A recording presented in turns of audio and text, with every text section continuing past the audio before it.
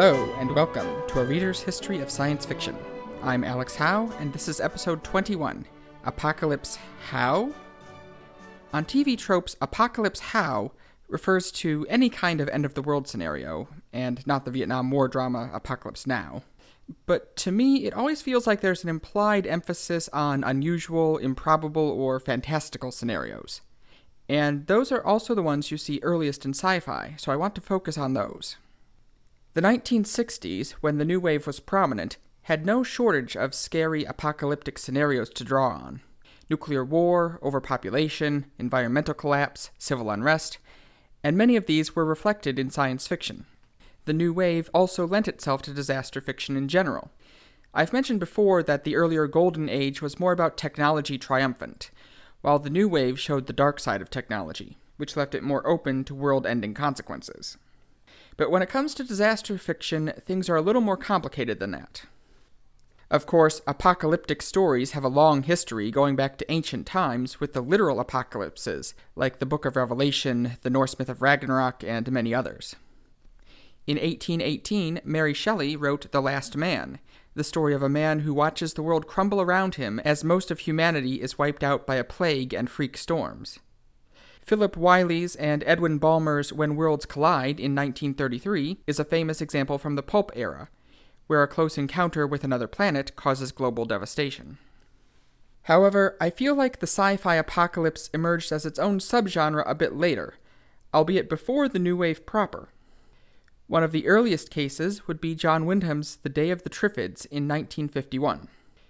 This was the time when sci-fi was just starting to go mainstream, and when sci-fi movies started taking off. It was the same year that the film adaptation of When Worlds Collide was released. So this style of disaster got in on the ground floor. The Day of the Triffids is unusual, and not necessarily in a good way, in that Wyndham breaks H.G. Wells's law of science fiction, and asks the reader to accept two fantastic events. First, the Triffids, carnivorous plants that can stand up and walk and have poisonous stings, start growing all over the world. And second, completely unrelated, a strange meteor shower makes almost all humans go blind, leaving them vulnerable to the Triffids. Or maybe only seemingly unrelated. There's speculation that both the Triffids and the meteor shower were Soviet superweapons gone awry.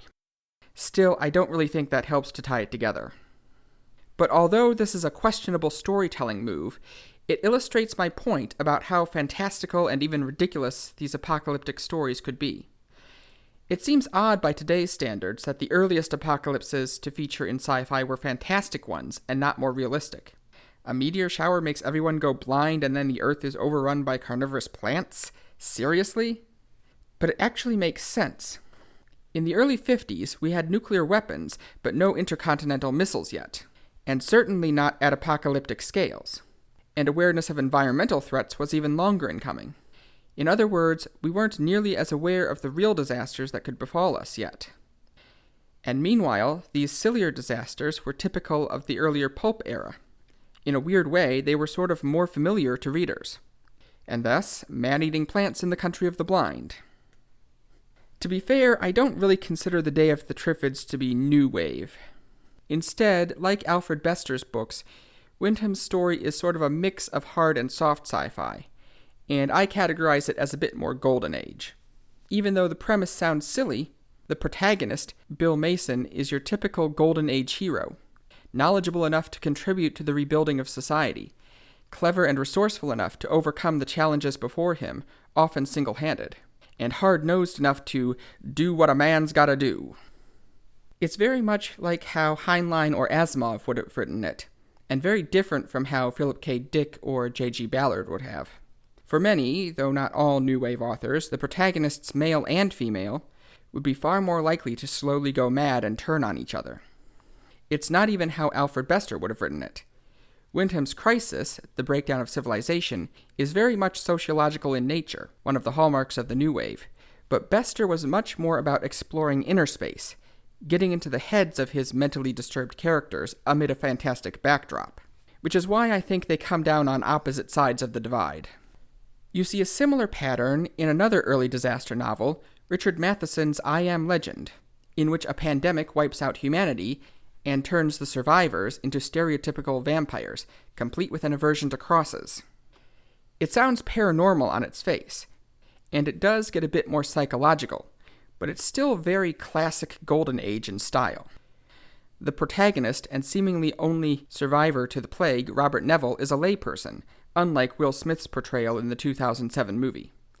Yet even as a layperson, he takes it upon himself to research the disease and even look for a cure.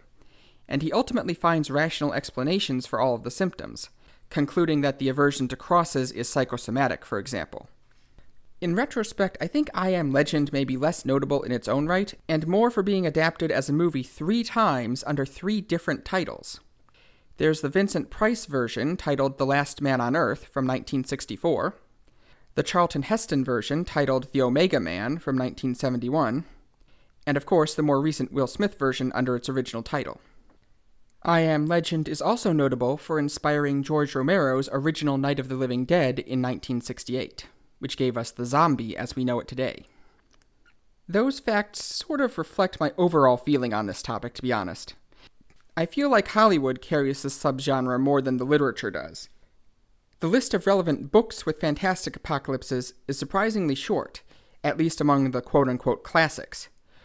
While disaster stories had a revival in Hollywood in the 90s, starting with Independence Day, once CGI could keep up with writers' imaginations. However, it's important to take a look at these stories as a precursor to the other kinds of disasters that appeared later in the New Wave. More on that in the coming episodes. I should also note that these apocalyptic stories can also include post-apocalyptic. These are more often based on nuclear war played straight, as in the original Planet of the Apes, but I distinguish them because the aftermath of the nuclear war isn't the focus of the story like it is in A Canticle for Leibowitz, for example. These are books that deal with other aspects of life after the end, often with a dystopian bent. Another John Wyndham book, The Chrysalids, and John Christopher's Tripods series fall along these lines, both children's books, interestingly. Harlan Ellison's A Boy and His Dog, which I mentioned previously, might be a purer form of post-apocalyptic story, set before any large-scale rebuilding of society. Christopher Priest's The Inverted World sort of falls into this category, but it gets quite a bit weirder. Some cases of Apocalypse How do fall in the New Wave proper. Kurt Vonnegut's Cat's Cradle might be the most famous example, which we'll come back to in a few episodes. And I pointed out in episode 19 that the monster movies of the 50s mapped onto New Wave themes pretty well. Sometimes this was deliberate, like with the highly allegorical Gojira, although often they were just fun monster movies, as with Invasion of the Body Snatchers. However, the master of the trope during the New Wave seems to have been J.G. Ballard, whom I also mentioned in the introduction to the New Wave in episode 19.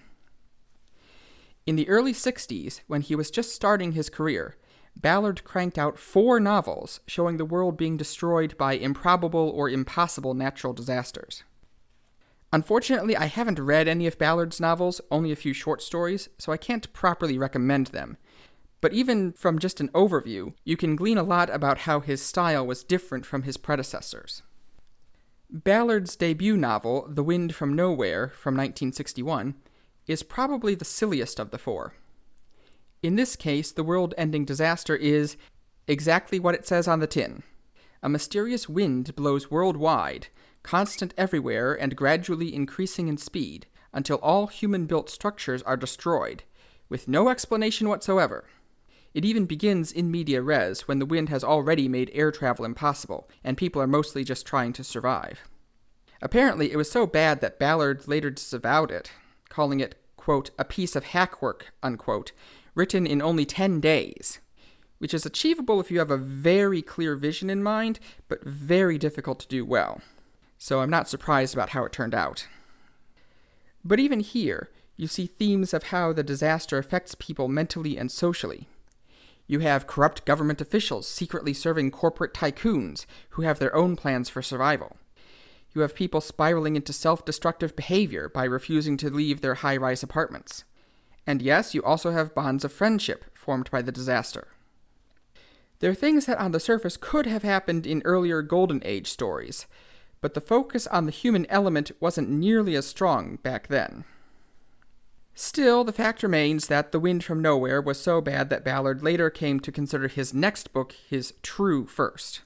That book was The Drowned World, in which catastrophic solar storms melt the ice caps and heat the planet until only the poles are habitable, transformed into a prehistoric jungle. This book alone out of the four has grown less ridiculous as science has advanced, and global warming has become a thing in the public consciousness. Although solar storms themselves could do a lot of damage, but they could not melt the ice caps. Next came The Burning World, also known as The Drought, and Ballard's first man-made apocalypse. In this one, rampant pollution has caused a plastic film to form over the oceans, which prevents them from evaporating. This results in a worldwide drought, where rain becomes almost non-existent, and people flock to the coastlines to survive. His fourth book was The Crystal World, where a phenomenon spreading through the jungles of Africa crystallizes everything it touches. I can't find any indication that Ballard drew inspiration for this one from Cat's Cradle, which was published just 3 years earlier, although it's possible. He gives a technobabble explanation for the crystallization based on time itself leaking out of the universe, or possibly being cancelled out by a burst of anti-time. It's weird. But as with the other cases, it's not really important to the plot. The important thing in all four of these books is how these disasters affect the people who are swept along for the ride. As an aside, later scholars have suggested that these four novels form a unit showing destruction by the four classical elements: air, water, fire, and earth. But considering Ballard disavowed the first one, I'm skeptical on that. There's not a whole lot else to say on this topic without delving into the disaster movies of the 90s and beyond. I could do that. Starting with the next episode, the series will naturally become more topical, so it would fit. However, I'm going to hold off on that for now, because I'll be covering blockbuster movies separately down the road. The main point here is to keep in mind that the new wave was much more interested in disaster fiction in general than earlier times, and at first it took this wild path of bizarre disasters with little connection to reality. In the next few episodes, though, we'll be exploring more specific and down-to-earth types of disasters that cropped up a lot in the new wave. Until then, you can be grateful that in these troubled times we haven't had to deal with any of these problems so far. This has been A Reader's History of Science Fiction. This podcast can be found on, it's on Spotify, SoundCloud, YouTube, Google Podcasts, although I'm still not quite sure how that one works, and Libsyn itself. Libsyn automatically mirrors to a bunch of places, which is why I can never keep track of them. There's Apple Podcasts, Stitcher, TuneIn, Overcast, Pocket Casts, Podcast Addict. I don't know what most of these things are, and it also shows up on other sites that aren't listed as automatic. I'm not complaining, but it's hard to figure out. Regardless, the best place to look in my opinion is my own website, sciencemeetsfiction.com, where you can also see my thoughts on things other than this podcast. Also, if you've been having trouble with the podcast player, specifically the sound cutting out if you press the skip button, that should be fixed now. Pro tip, Firefox doesn't quite play nice with variable bitrate MP3 encoding, and that happens to be the default in Audacity. To make it work, you need to use a constant bitrate instead. Anyway, my book recommendation for this episode is The Day of the Triffids. It's kind of the low-hanging fruit, no pun intended, and it's not new wave at all, strictly speaking. But I haven't read many of these, and some of them will come back in later episodes, so I'm sticking to it. In the next episode, disaster stories get real, maybe too real, with nuclear war. Thanks for listening.